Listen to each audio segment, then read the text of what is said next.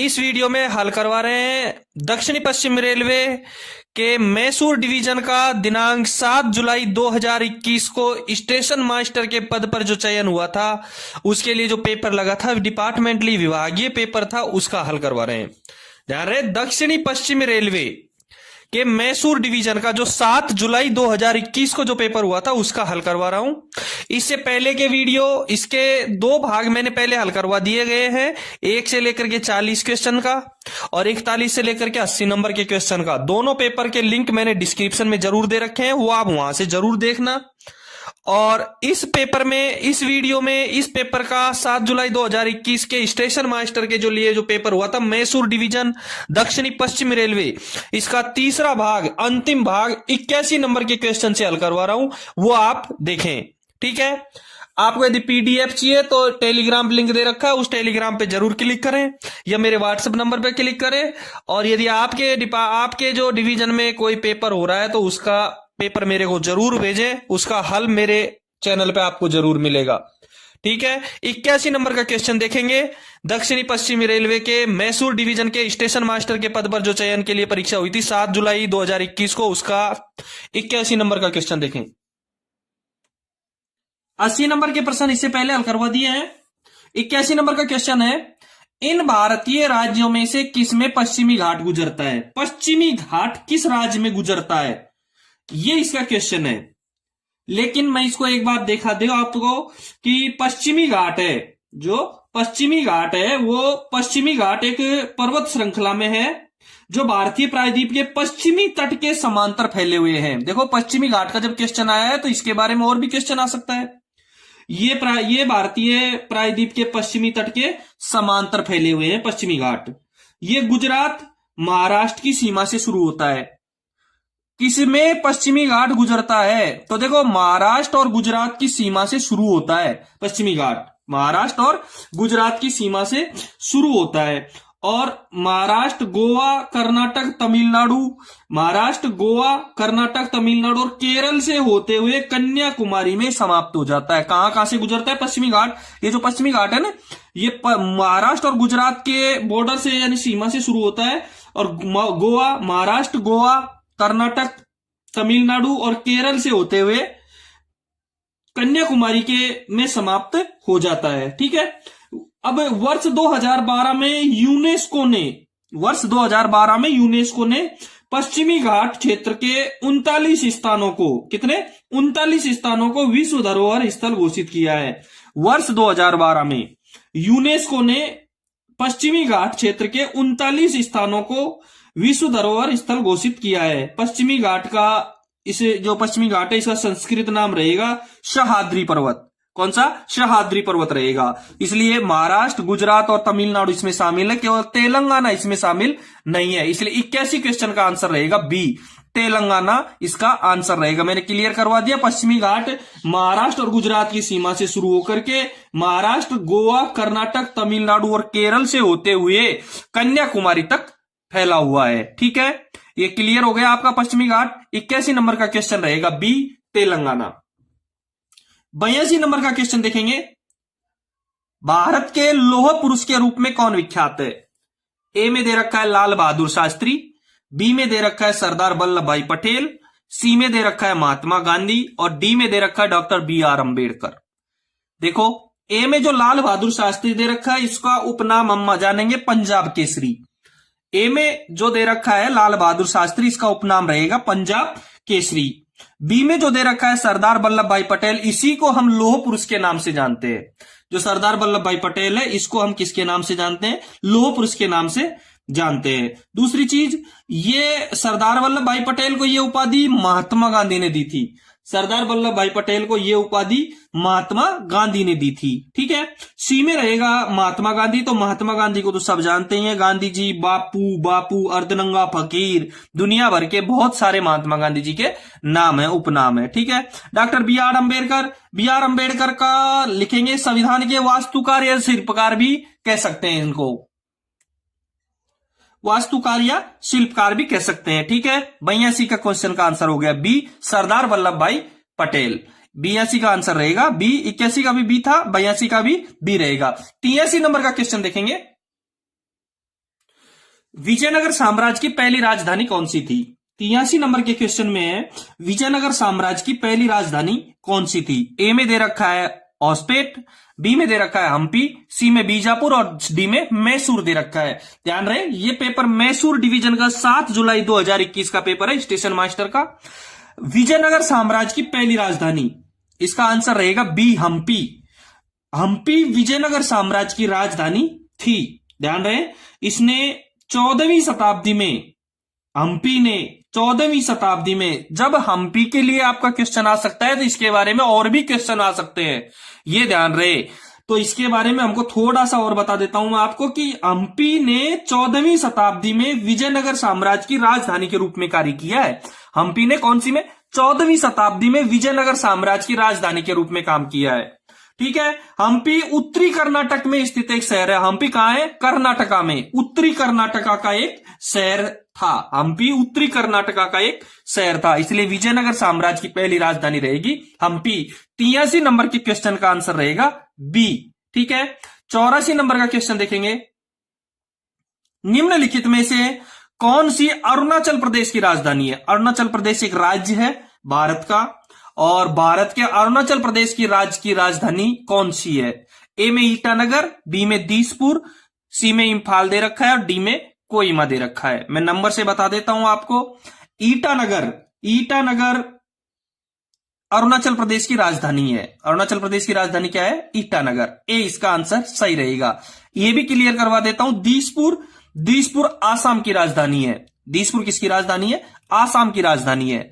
सी में इंफाल दे रखा है, इंफाल मणिपुर की राजधानी है। इंफाल मणिपुर की राजधानी है। और डी में कोहिमा दे रखा है, और कोहिमा नागालैंड की राजधानी है। ठीक है, कोहिमा नागालैंड की राजधानी है। 84 के क्वेश्चन में का आंसर रहेगा ईटानगर। अरुणाचल प्रदेश की राजधानी ईटानगर, आसाम की दिसपुर, मणिपुर की इंफाल और नागालैंड की कोहिमा।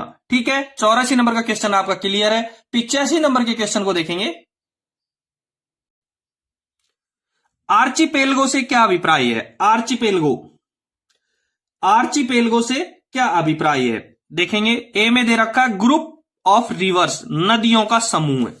बी में दे रखा है ग्रुप ऑफ माउंटेन्स, पर्वतों का समूह है। सी में दे रखा है ग्रुप ऑफ आइसलैंड्स, द्वीपों का समूह। और डी में दे रखा है ग्रुप ऑफ स्टार्स, तारों का समूह। ठीक है, ए में दे रखा है ग्रुप ऑफ रिवर्स, इसको हम कहेंगे संगम, इसको क्या कहेंगे? संगम कहेंगे। बी में दे रखा है ग्रुप ऑफ माउंटेन, इसको हम कहेंगे पहाड़ों का समूह यानी कि श्रृंखला। नदियों का समूह संगम, पहाड़ों का समूह श्रृंखला। और ग्रुप ऑफ आइसलैंड, द्वीपों का समूह आर्चिपेलगो।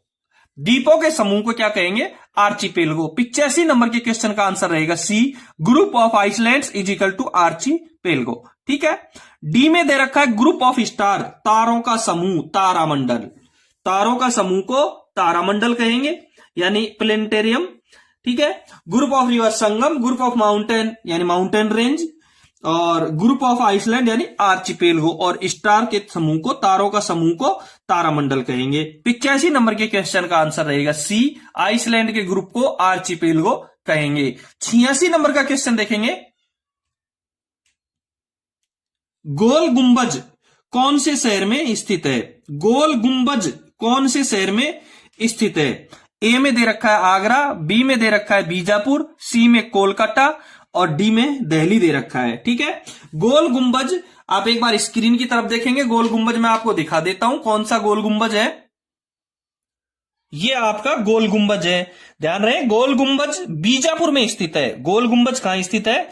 बीजापुर में स्थित है। गोल गुंबज बीजापुर में स्थित है। गोल गुंबज बीजापुर के सुल्तान मोहम्मद आदिल शाह का मकबरा है। जो ये गोल गुंबज आप देख रहे हैं, ये गोल गुंबज बीजापुर में स्थित है। दोबारा से मैं बता दूं आपको कि जब गोल गुंबज कौन से शहर में स्थित है तो इसके बारे में और भी क्वेश्चन आ सकते हैं। मैं इसकी क्लियर करवा देता हूं आपको। गोल गुंबज बीजापुर के सुल्तान मोहम्मद आदिल शाह का मकबरा है।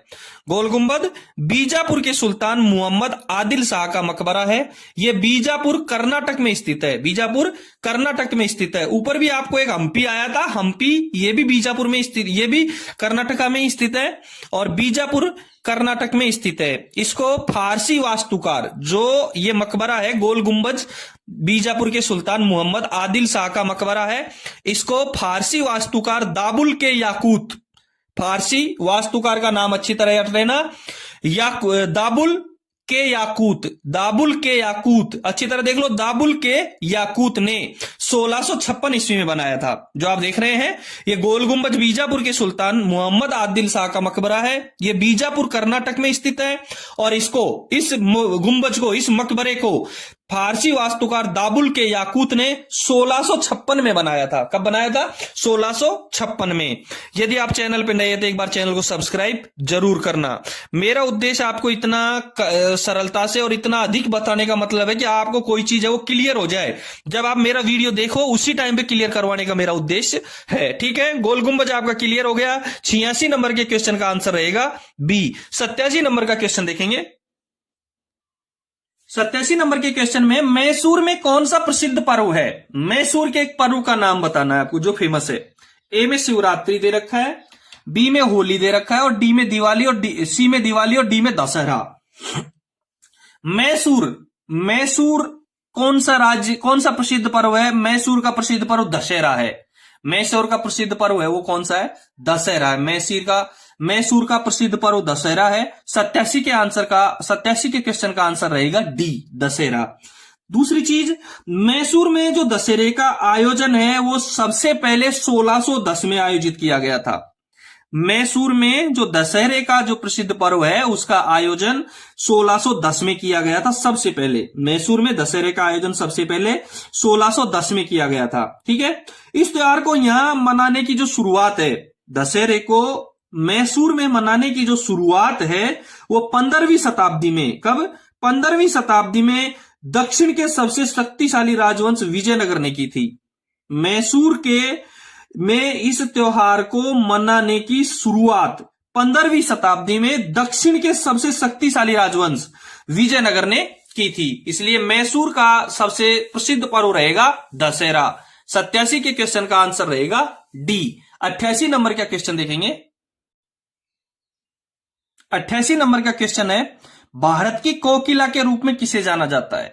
भारत की कोकिला, एक भारत कोकिला भी थी, स्वर कोकिला, ये भारत कोकिला और एक स्वर कोकिला। बहुत बार क्वेश्चन आया है बीकानेर डिवीजन का, जो 2021-22 के जनवरी और मार्च में जो संट मास्टर के 8 जनवरी को और 12 जनवरी को और 8 मार्च को जो पेपर हुए थे उसमें स्वर कोकिला क्वेश्चन आया हुआ है। और इसमें भारत की कोकिला पहले में दे रखा है मिसेज सरोजनी नायडू, बी में दे रखा है मिसेज ममता बनर्जी, सी में दे रखा है मिसेज इंदिरा गांधी और डी में दे रखा है मिसेज सुब्बू लक्ष्मी। ठीक है, इसका आंसर रहेगा ए। भारत की कोकिला मिसेज सरोजनी नायडू को जाना जाता है। सरोजनी नायडू भारतीय राष्ट्रीय कांग्रेस की अध्यक्ष, सरोजनी नायडू भारतीय राष्ट्रीय कांग्रेस की अध्यक्ष बनने वाली और भारतीय राज्य गवर्नर नियुक्त होने वाली पहली भारतीय महिला थी। ध्यान रहे, सरोजनी नायडू भारतीय राष्ट्रीय कांग्रेस की अध्यक्ष बनने वाली और भारतीय राज्य गवर्नर नियुक्त होने वाली पहली भारतीय महिला थी। स्वर कोकिला के नाम से लता मंगेशकर को जाना जाता है। भारत की कोकिला के रूप में मिसेज सरोजनी नायडू यानी कि सरोजनी नायडू को जाना जाता है और स्वर कोकिला के नाम से लता मंगेशकर को जाना जाता है। ठीक है, 88 नंबर के क्वेश्चन का आंसर रहेगा ए। 89 नंबर का क्वेश्चन देखेंगे। 89 नंबर के क्वेश्चन में है, गीतांजलि किसने लिखा था? गीतांजलि किसने लिखा था? मिस्टर रविंद्रनाथ टैगोर, लाला लाजपत राय, सरदार वल्लभ भाई पटेल और बंकिम चंद्र चटर्जी। ठीक है, गीतांजलि के लेखक हैं रविंद्रनाथ टैगोर। ध्यान रहे, इस महान रचना के लिए रविंद्रनाथ टैगोर की गीतांजलि के लिए 1913 में साहित्य का नोबेल पुरस्कार मिला था।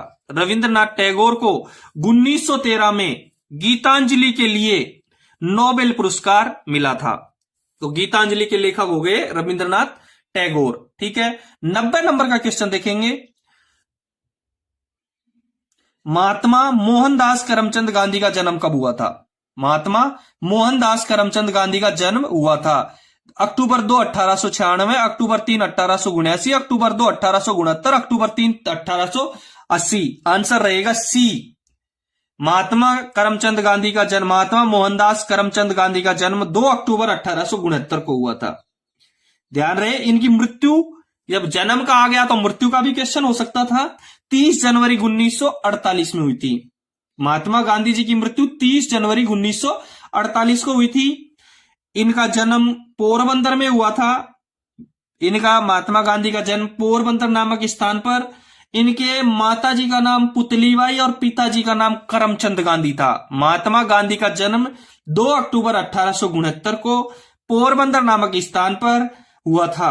इनके माताजी का नाम पुतलीबाई और पिताजी का नाम करमचंद गांधी था। इनकी मृत्यु 30 जनवरी 1948 को हुई थी और इनके जीवन साथी यानी इनकी पत्नी का नाम कस्तूरबा गांधी था। महात्मा गांधी की पत्नी का नाम कस्तूरबा गांधी था। ठीक है, 90 नंबर के क्वेश्चन का आंसर रहेगा सी, 2 अक्टूबर 1869। 91 नंबर का क्वेश्चन देखेंगे। 91 नंबर का क्वेश्चन है, भारत के संविधान के निर्माता के रूप में किसे जाना जाता है? भारत के संविधान का शिल्पकार बी आर अंबेडकर को। ए में बी आर अंबेडकर, सी में चाणक्य। बी आर अंबेडकर ए में दे रखा है तो ए इसका आंसर सही रहेगा। सब जानते हैं कि संविधान निर्माता के रूप में बी आर अंबेडकर को जाना जाता है। ठीक है, सी, बी में दे रखा है चाणक्य। अब मैं आपको चाणक्य के बारे में भी थोड़ा सा क्लियर करवा देता हूं। चाणक्य, वही चाणक्य। ठीक है, चाणक्य चंद्रगुप्त मौर्य के महामंत्री थे। जो बी में चाणक्य दे रखा है, चंद्रगुप्त मौर्य के महामंत्री थे और कौटिल्य विष्णुगुप्त के नाम से विख्यात थे। चाणक्य है वो चंद्रगुप्त मौर्य के महामंत्री थे और कौटिल्य विष्णुगुप्त के नाम से भी ये विख्यात थे। ठीक है, सी में दे रखा है बाल गंगाधर तिलक। बाल गंगाधर तिलक का मूल नाम था केशव गंगाधर तिलक। बाल गंगाधर तिलक का मूल नाम था केशव गंगाधर तिलक। ठीक है, दूसरी, भारतीय, इन्हें जो ब्रिटिश अधिकारी थे, बाल गंगाधर तिलक को जो ब्रिटिश अधिकारी थे वो भारतीय अशांति के पिता कहते थे। बाल गंगाधर तिलक को जो ब्रिटिश अधिकारी थे इन्हें भारतीय अशांति का पिता कहते थे। सी में, डी में दे रखा है सुभाष चंद्र बोस। डी में दे रखा है सुभाष चंद्र बोस और सुभाष चंद्र बोस ने आजाद हिंद फौज का गठन किया था। इनका जय हिंद का नारा भारत का राष्ट्रीय नारा बन गया है। सुभाष चंद्र बोस के बारे में मैं बता दूं, आजाद हिंद फौज का गठन सुभाष चंद्र बोस ने किया था और इनका एक नारा था जय हिंद, और जय हिंद का नारा वर्तमान में एक राष्ट्रीय नारा बन गया है। जय हिंद का नारा क्या बन गया है? एक राष्ट्रीय नारा बन गया है। ठीक है, 91वें क्वेश्चन का आंसर रहेगा A, doctor B R Ambedkar. Bharat के संविधान के निर्माता के रूप में किसे जाना जाता है? Doctor B R Ambedkar, Bhimrao Ambedkar को। ठीक है, 92 नंबर का क्वेश्चन देखेंगे। भारत में हरित क्रांति के जनक के रूप में किसे जाना जाता है? भारत में हरित क्रांति के जनक के रूप में किसे जाना जाता है? के एस कृष्णा राय, एम एस स्वामीनाथन, राजकृष्ण स्वामी और आर के राय है।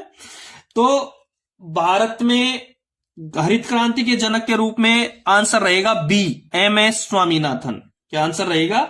बी इसका आंसर रहेगा, एम एस स्वामीनाथन। ठीक है, अब विश्व स्तर पर मैं एक चीज और क्लियर करवा दूं आपको कि विश्व स्तर पर हरित क्रांति के जनक नॉर्मन बोरलॉग को माना जाता है। विश्व स्तर पर हरित क्रांति के जनक किसको माना जाता है? नॉर्मन बोरलॉग को माना जाता है। हरित क्रांति कृषि के क्षेत्र में हुए शोध, विकास, तकनीकी परिवर्तन एवं अन्य कदमों की श्रृंखला को संदर्भित करता है। हरित क्रांति किसको संदर्भित करता है? हरित क्रांति क्या है? हरित क्रांति कृषि के क्षेत्र में हुए शोध, विकास, तकनीकी परिवर्तन एवं अन्य कदमों की श्रृंखला को संदर्भित करता है। भारत के हरित क्रांति के जनक एम एस स्वामीनाथन माने जाते हैं। कई किताबों में एम के स्वामीनाथन भी मैंने पढ़ा है। हरित क्रांति का पारिभाषिक शब्द के रूप में सर्वप्रथम प्रयोग, जो हरित क्रांति है इसका पारिभाषिक शब्द के रूप में सबसे पहले प्रयोग 1967 में पूर्व संयुक्त राज्य अंतरराष्ट्रीय विकास एजेंसी, ध्यान रहे, हरित क्रांति का पारिभाषिक शब्द के रूप में सर्वप्रथम प्रयोग 1967 में पूर्व संयुक्त राज्य अंतरराष्ट्रीय विकास एजेंसी के निदेशक विलियम गॉड द्वारा किया गया था। किसके द्वारा किया गया था? विलियम गॉड के द्वारा किया गया था, जो पूर्व संयुक्त राज्य अंतरराष्ट्रीय विकास एजेंसी के निदेशक थे। इनका प्रयोग 1967 में किया गया था। तो 92 नंबर का क्वेश्चन का आंसर रहेगा बी, एम.एस. स्वामीनाथन। ठीक है, 93 नंबर का क्वेश्चन देखेंगे। राइट बंधु, 93 नंबर के क्वेश्चन में देखेंगे, राइट बंधु किसके आविष्कार के लिए जाने जाते हैं? राइट बंधु किसके आविष्कार के लिए जाने जाते हैं? पहले मैं आपको बता दूं राइट बंधु कौन थे। ये ऑरविल राइट व विल्बर राइट, राइट बंधु दो व्यक्ति थे, राइट, ऑरविल राइट और विल्बर राइट। ठीक है, दोनों ही अमेरिकन बंधु थे। दोनों ही कहां के थे? अमेरिकन थे। राइट बंधु ऑरविल राइट और विल्बर राइट दोनों अमेरिकन बंधु थे। इन्होंने 17 दिसंबर 1903 को 17 दिसंबर 1903 को संसार की सबसे पहली सफल मानवीय हवाई उड़ान भरी। इन दोनों ने 17 दिसंबर 1903 को संसार की सबसे पहली सफल मानवीय हवाई उड़ान भरी, जिसमें हवा से भारी विमान को नियंत्रित रूप से निर्धारित समय तक संचालित किया गया। ठीक है, अब ये तो आपको पता चली गया कि राइट बंधु किसके आविष्कार के लिए? एरोप्लेन के आविष्कार के लिए जाने जाते हैं। इसका 93 का आंसर रहेगा सी। ए में ट्रेन दे रखा है, ट्रेन के आविष्कारक कौन है? ट्रेन के जनक, ये भी मैं क्लियर करवा दूं। 1804 में इंग्लैंड के रिचर्ड ट्रेविथिक ने किया था। किसका आविष्कार? ट्रेन का। ट्रेन का आविष्कार 1804 में इंग्लैंड के रिचर्ड ट्रेविथिक ने किया था। रिचर्ड ट्रेविथिक 1804 में इंग्लैंड के। बी में बाइसाइकिल दे रखी है, और बाइसाइकिल का जो विकास था, जो निर्माण था, जो जनक है वो है जर्मनी के एक वन अधिकारी कार्ल वॉन ड्रेस। बाइसाइकिल के जनक है जर्मनी के वन अधिकारी कार्ल वॉन ड्रेस, और कार्ल वॉन ड्रेस का पूरा नाम रहेगा Baron Karl von Drais de Sauerbrun. Baron Karl von Drais de Sauerbrun, ये इसका पूरा नाम रहेगा। इसलिए 93 का आंसर रहेगा सी, एरोप्लेन। ठीक है, ट्रेन का कंप्लीट करवा दिया मैंने आपको। बी में बाइसिकल दे रखा है, इसका भी मैंने आपको क्लियर करवा दिया, कार्ल वॉन ड्रेस। ठीक है, 94 नंबर का क्वेश्चन देखेंगे। लाल किला स्थित है, लाल किला कहां स्थित है? 94 नंबर के क्वेश्चन में चेन्नई, नई दिल्ली, लखनऊ और मुंबई दे रखा है। लाल किला दिल्ली में स्थित है। 94 का आंसर रहेगा बी, न्यू दिल्ली। लाल किला कहां स्थित है? दिल्ली में स्थित है। 94 का आंसर रहेगा बी, न्यू दिल्ली। लाल किला दिल्ली में स्थित एक ऐतिहासिक धरोहर है। लाल किला दिल्ली में स्थित एक ऐतिहासिक धरोहर है। इस लाल किले को, लाल किला इसकी दीवारों के लाल रंग के कारण कहा जाता है। लाल किले को लाल किला इसकी दीवारों के लाल रंग के कारण कहा जाता है। ठीक है, इस ऐतिहासिक किले को वर्ष 2007 में, जो ये किला है लाल किला, इसको वर्ष 2007 में यूनेस्को द्वारा एक विश्व धरोहर स्थल चयनित किया गया था। लाल किले को वर्ष 2007 में यूनेस्को के द्वारा एक विश्व धरोहर स्थल चयनित किया गया था। ठीक है, 94 क्वेश्चन का आंसर रहेगा बी, न्यू दिल्ली। लाल किला नई दिल्ली में स्थित है। ठीक है, 95 नंबर के क्वेश्चन को देखेंगे। कपास उगाने के लिए निम्नलिखित में से उत्तम मृदा कौन सी है? उत्तम मिट्टी कौन सी है कपास के लिए? कपास के लिए अच्छी मिट्टी रहेगी ब्लैक सॉयल, काली मिट्टी। 95 नंबर के क्वेश्चन का आंसर ए रहेगा। कपास के लिए ब्लैक सॉयल यानी काली मिट्टी सबसे अच्छी रहेगी। ठीक है, 95 का आंसर रहेगा ए। 96 नंबर का क्वेश्चन देखेंगे। सफेद क्रांति से संबंधित है मिल्क प्रोडक्शन, बी में दे रखा है राइस प्रोडक्शन, सी में दे रखा है फिशरीज और डी में दे रखा है फर्टिलाइजर्स। सफेद क्रांति किससे संबंधित है? मैं सारी क्रांतियां बता देता हूं, मेरे पास जो मेरी जानकारी में उन क्रांतियों को पूरी सबको बता देता हूं। यदि सफेद क्रांति में यदि आपके पास आ गया तो दूसरी क्रांतियों का भी क्वेश्चन आ सकता था, इसलिए हमको पूरी क्रांतियों को एक बार नजर में निकाल लेना चाहिए। ठीक है, सफेद क्रांति मिल्क प्रोडक्शन, दूध उत्पादन के लिए, इसलिए 96 का आंसर रहेगा ए। 96 का आंसर रहेगा ए, सफेद क्रांति दुग्ध उत्पादन के लिए। राइस प्रोडक्शन यानी चावल के उत्पादन के लिए, जो बी में दे रखा है चावल के उत्पादन के लिए जो क्रांति है वो भी मैं बताऊंगा आपको। और फिश मछली के लिए और खेती के लिए। देखो सबसे पहले सफेद क्रांति दुग्ध उत्पादन के लिए, हरित क्रांति खाद्यान्न के लिए। हरित क्रांति किसके लिए प्रसिद्ध है? खाद्यान्न के लिए। भूरी क्रांति है उर्वरक उत्पादन के लिए, भूरी क्रांति उर्वरक उत्पादन के लिए। रजत क्रांति अंडा उत्पादन के लिए, भूरी क्रांति उर्वरक उत्पादन के लिए, रजत क्रांति अंडा उत्पादन के लिए, नीली क्रांति मत्स्य उत्पादन के लिए। रजत क्रांति अंडा उत्पादन के लिए और नीली क्रांति मत्स्य उत्पादन के लिए। पीली क्रांति तिलहन उत्पादन के लिए रहेगी। पीली क्रांति किसके लिए? तिलहन उत्पादन के लिए। कृष्ण क्रांति बायोडीजल उत्पादन के लिए, कृष्ण क्रांति बायोडीजल उत्पादन के लिए। लाल क्रांति टमाटर या मांस उत्पादन के लिए, लाल क्रांति टमाटर या मांस उत्पादन के लिए। गुलाबी क्रांति झींगा मछली के उत्पादन के लिए, गुलाबी क्रांति रहेगी झींगा मछली के उत्पादन के लिए। बादामी क्रांति मसाला उत्पादन के लिए, बादामी क्रांति किसके लिए? मसाला उत्पादन के लिए। सुनहरी क्रांति फल उत्पादन के लिए, सुनहरी क्रांति रहेगी फल उत्पादन के लिए। और अमृत क्रांति रहेगी नदी जोड़ो परियोजनाओं के लिए, अमृत क्रांति नदी जोड़ो परियोजनाओं के लिए। मैं ये क्रांति बोल रहा हूं, आप अच्छी तरह या तो किसी कागज में नोट कर लेना या इसको अच्छी तरह समझ लेना। यदि सफेद क्रांति का क्वेश्चन आ गया तो किसी भी क्रांति का क्वेश्चन आ सकता है। सुनहरी क्रांति फल उत्पादन के लिए और अमृत क्रांति रहेगी नदी जोड़ो परियोजनाओं के लिए। और इंद्रधनुषी क्रांति समन्वित कृषि क्रांति है। इंद्रधनुष क्रांति, इंद्रधनुषी क्रांति समन्वित कृषि क्रांति के लिए उपयुक्त है। ठीक है, सफेद क्रांति का आंसर रहेगा मिल्क प्रोडक्शन, दुग्ध उत्पादन के लिए। क्वेश्चन नंबर 97 देखेंगे। कौटिल्य अथवा चाणक्य किसके प्रधानमंत्री थे? कौटिल्य अथवा चाणक्य किसके प्रधानमंत्री थे? इसका आंसर रहेगा चंद्रगुप्त मौर्य के प्रधानमंत्री थे। किसके? चंद्रगुप्त मौर्य के प्रधानमंत्री थे। चाणक्य या कौटिल्य? चंद्रगुप्त मौर्य के महामंत्री थे, प्रधानमंत्री थे। इनको विष्णुगुप्त के नाम से भी जाना जाता है। कौटिल्य अथवा चाणक्य को विष्णुगुप्त के नाम से भी जाना जाता है। ठीक है, 97 का आंसर रहेगा ए। 98 नंबर का क्वेश्चन देखेंगे। भारत छोड़ो आंदोलन कब प्रारंभ हुआ था? भारत छोड़ो आंदोलन ये कब प्रारंभ हुआ था? भारत छोड़ो आंदोलन 8 अगस्त 1942 को आरंभ हुआ था। भारत छोड़ो आंदोलन 8 अगस्त 1942 को आरंभ हुआ था। ये गांधी जी के 3 सबसे बड़े आंदोलनों में से एक था।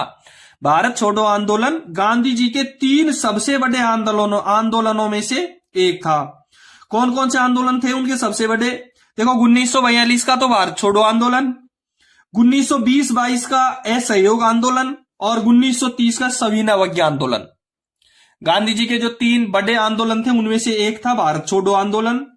जो भारत छोड़ो आंदोलन तो 1942 का था, असहयोग आंदोलन 1920-22 में हुआ और सविनय अवज्ञा आंदोलन 1930 में हुआ।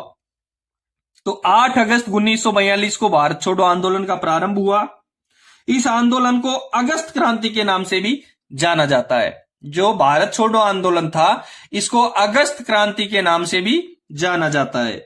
इस आंदोलन के प्रस्ताव पास होने के बाद, इस आंदोलन के प्रस्ताव को पास होने के बाद गांधी जी ने करो या मरो का नारा दिया था। भारत छोड़ो आंदोलन का प्रस्ताव पास होने के बाद में गांधी जी ने करो या मरो का नारा दिया था। यानी 1942 में गांधी जी ने करो या मरो का नारा दिया था। यानी डू और डाई, करो या मरो, डू और डाई, या तो कुछ करो या फिर वो आप समझ लेना। 99 का नंबर का क्वेश्चन देखेंगे। इससे पहले मैं आपको एक बार बता दूं, यदि आपने चैनल को सब्सक्राइब नहीं किया है तो एक बार चैनल को सब्सक्राइब जरूर करें। यदि आपको किसी भी प्रकार की पीडीएफ चाहिए तो मेरे टेलीग्राम लिंक पे क्लिक करें या व्हाट्सएप करें। यदि आपके डिवीजन में कोई पेपर हुआ है तो मेरे को टेलीग्राम या व्हाट्सएप करके जरूर भेजें। 99 नंबर का क्वेश्चन देखेंगे। भारतीय सेना के सुप्रीम कमांडर कौन है? भारतीय सेना के सुप्रीम कमांडर कौन है? ए में the defence minister of India, B में the prime minister of India, the chief of defence staff of India, और डी में दे रखा है द प्रेसिडेंट ऑफ इंडिया यानी राष्ट्रपति। भारत का राष्ट्रपति डी में दे रखा है और डी का ही आंसर आपका सही है। और वर्तमान में आज भारत का राष्ट्रपति है द्रौपदी मुर्मू।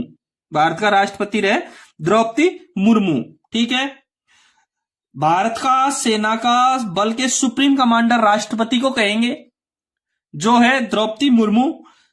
और मैं थोड़ा सा क्लियर करवा दूं, आज थल सेना अध्यक्ष हैं जनरल मनोज पांडे। थल सेना अध्यक्ष कौन है? जनरल मनोज पांडे। नौसेना प्रमुख है एडमिरल आर हरि कुमार।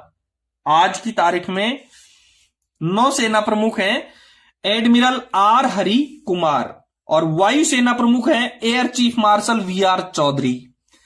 वायुसेना के प्रमुख हैं air chief marshal V R Chaudhary. ठीक है, 99 क्वेश्चन का आंसर रहेगा D, the president of India. भारतीय सेना बल के सुप्रीम कमांडर कौन है? The president of India. 100 number का क्वेश्चन देखेंगे। भारत के किस राज्य में स्टैच्यू ऑफ यूनिटी स्थित है? भारत के किस राज्य में स्टैच्यू ऑफ यूनिटी स्थित है? दिल्ली, गुजरात, महाराष्ट्र और तमिलनाडु। ये statue of unity Sardar Vallabh भाई पटेल के लिए बनाई गई है। आप एक बार स्क्रीन पर देखें, मैं आपको क्लियर करवा दूं बिल्कुल स्टैच्यू ऑफ यूनिटी का। देखें स्क्रीन पर, आप जो स्क्रीन पर देख रहे हैं ये स्टैच्यू ऑफ यूनिटी का चित्र है। स्टैच्यू ऑफ यूनिटी गुजरात में प्रसिद्ध सरदार सरोवर बांध से लगभग 3.5 किलोमीटर नीचे की ओर नर्मदा नदी में साधु बेट द्वीप पर विंध्याचल और सतपुड़ा पर्वतमाला के बीच में स्थित है। स्टैच्यू ऑफ यूनिटी गुजरात में प्रसिद्ध सरदार सरोवर बांध से लगभग 3.5 किलोमीटर नीचे की ओर नर्मदा नदी में साधु बेट द्वीप पर विंध्याचल और सतपुड़ा पर्वतमाला के बीच स्थित है। ये भारत के प्रथम उप प्रधानमंत्री तथा प्रथम गृह मंत्री, ध्यान रहे, ये भारत के प्रथम उप प्रधानमंत्री तथा प्रथम गृह मंत्री वल्लभ भाई पटेल को समर्पित एक स्मारक है।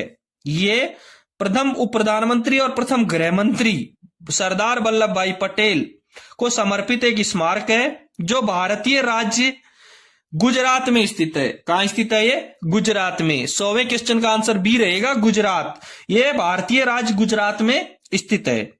गुजरात के तत्कालीन सीएम, गुजरात के तत्कालीन मुख्यमंत्री नरेंद्र मोदी ने 31 अक्टूबर 2013 को, कब? 31 अक्टूबर 2013 को सरदार पटेल के जन्म दिवस के मौके पर, 31 अक्टूबर 2013 को सरदार पटेल के जन्मदिन के मौके पर, जन्म दिवस के मौके पर इस विशालकाय मूर्ति के निर्माण का शिलान्यास किया था।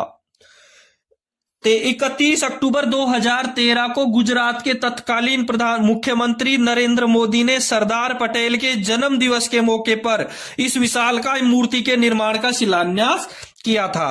इसकी ऊंचाई 182 मीटर है, यानी कि 597 फीट कह सकते हैं या 182 मीटर कह सकते हैं। स्टैच्यू ऑफ यूनिटी की ऊंचाई 182 मीटर या 597 फीट है। ठीक है, 100वें क्वेश्चन का आंसर रहेगा गुजरात। स्टैच्यू ऑफ यूनिटी आपका क्लियर है। अब देखेंगे 101 नंबर के क्वेश्चन। 101 नंबर का क्वेश्चन देखें, राजभाषा हिंदी की मान्य लिपि क्या है? 101 नंबर के क्वेश्चन में है राजभाषा हिंदी की मान्य लिपि क्या है? ए में दे रखा है देवनागरी, बी में दे रखा है द्रविड़न, सी में फारसी और डी में अंग्रेजी। ध्यान रहे, अनुच्छेद 343 के अनुसार, अनुच्छेद 343 के 1 के अनुसार संघ की राजभाषा हिंदी और लिपि देवनागरी होगी। अनुच्छेद 343 के 1 के अनुसार संघ की राजभाषा हिंदी और लिपि देवनागरी होगी।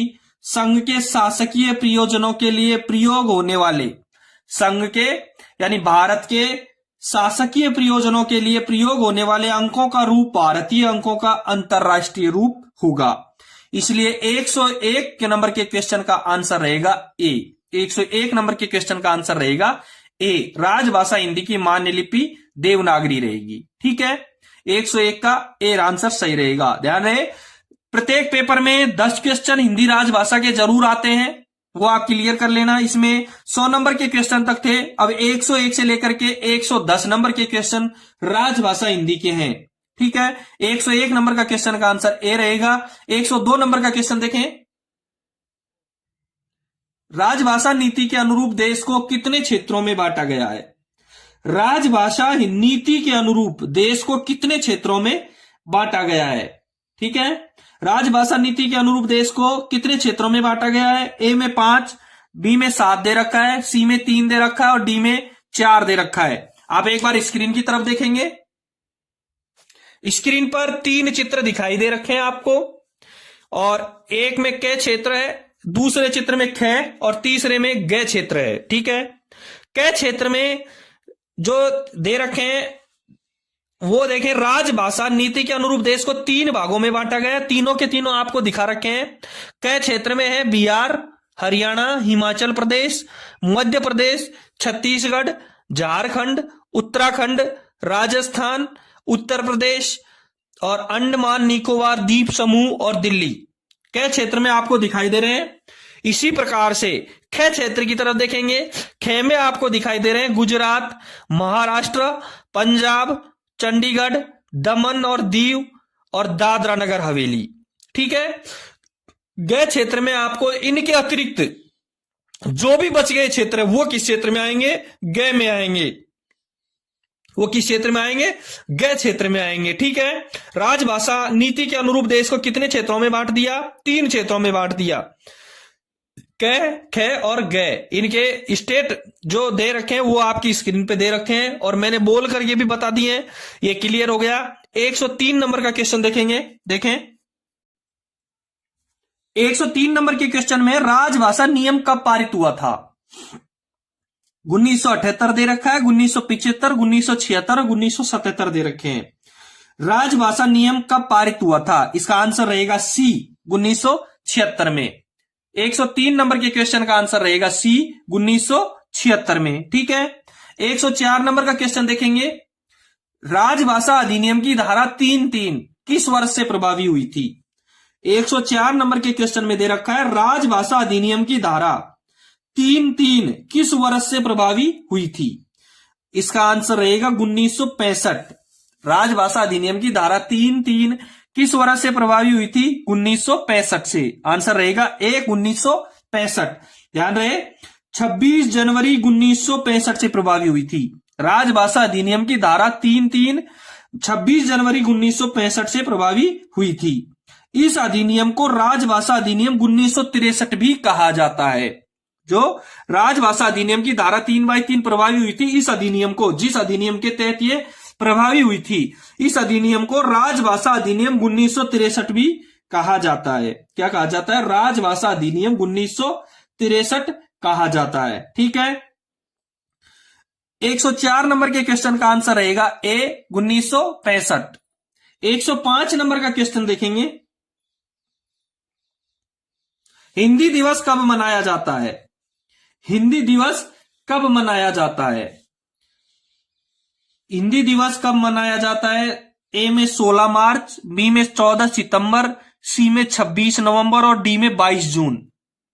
ठीक है, मैं क्लियर करवा दूं कि भारत में हिंदी दिवस 14 सितंबर को मनाया जाता है। भारत में हिंदी दिवस 14 सितंबर को मनाया जाता है। साल 1949 में, कब? साल 1949 में 14 सितंबर के दिन ही संविधान सभा द्वारा हिंदी को राजभाषा का दर्जा दिया गया था। साल 1949 में 14 सितंबर के दिन ही संविधान सभा द्वारा हिंदी को राजभाषा का दर्जा दिया गया था। दूसरी चीज एक क्लियर और करवा दूं कि अंतरराष्ट्रीय हिंदी दिवस 10 जनवरी को मनाया जाता है। एक तो भारत का हिंदी दिवस 14 सितंबर को मनाया जाता है, एक अंतरराष्ट्रीय हिंदी दिवस और होता है जो 10 जनवरी को मनाया जाता है, क्योंकि इसी दिन 10 जनवरी 1975 में नागपुर में पहले विश्व हिंदी सम्मेलन किया गया था। इसी दिन 10 जनवरी 1975 में नागपुर में पहले विश्व हिंदी सम्मेलन का आयोजन किया गया था, जिसमें 30 देशों के 122 प्रतिनिधियों ने भाग लिया था। अंतरराष्ट्रीय हिंदी दिवस 10 जनवरी को मनाया जाता है क्योंकि 10 जनवरी 1975 को नागपुर में पहला विश्व हिंदी सम्मेलन का आयोजन किया गया था, जिसमें 30 देशों के 122 प्रतिनिधियों ने भाग लिया था। सम्मेलन का उद्देश्य दुनिया भर में हिंदी भाषा को बढ़ावा देना था। जो विश्व हिंदी सम्मेलन का आयोजन किया गया था उसका उद्देश्य हिंदी भाषा को बढ़ावा देना था। इसकी वर्षगांठ के उपलक्ष्य में इसे हर साल 10 जनवरी को मनाया जाता है। विश्व हिंदी सम्मेलन के वर्षगांठ के रूप में उपलक्ष्य में विश्व हिंदी दिवस 10 जनवरी को हर साल मनाया जाता है और हिंदी दिवस 14 सितंबर को भारत में मनाया जाता है। इसलिए 105 नंबर के क्वेश्चन का आंसर रहेगा बी 14 सितंबर। 105 नंबर के क्वेश्चन का आंसर रहेगा बी 14 सितंबर। ठीक है, 106 नंबर का क्वेश्चन देखेंगे। राजभाषाओं की कुल संख्या है। राजभाषाओं की कुल संख्या है, सबको पता है, खूब कई बार पढ़ा दिया मैंने, कई बार, हमेशा लगभग हर पेपर में आता है कि राजभाषाओं की कुल संख्या 22 है। राजभाषाओं की कुल संख्या 22 है। कौन कौन सी है ये भी मैं आपको क्लियर करवा देता हूं। असमिया, ये 22 भाषाएं 8वीं अनुसूची में शामिल की गई हैं संविधान की। ये 22 भाषाएं जो संविधान की 8वीं अनुसूची में शामिल की गई हैं, कौन कौन सी हैं? असमिया, बांग्ला, गुजराती, हिंदी, कन्नड़, कश्मीरी, कोंकणी, मलयालम, मणिपुरी, मराठी, नेपाली, ओडिया, पंजाबी, संस्कृत, सिंधी, तमिल, तेलुगु, उर्दू, बोडो, संथाली, मैथिली व डोगरी। ये 22 राजभाषाएं हैं जो संविधान की 8वीं अनुसूची में सम्मिलित की गई हैं। ठीक है, 106 नंबर के क्वेश्चन का आंसर रहेगा सी 22। 107 नंबर का क्वेश्चन देखेंगे।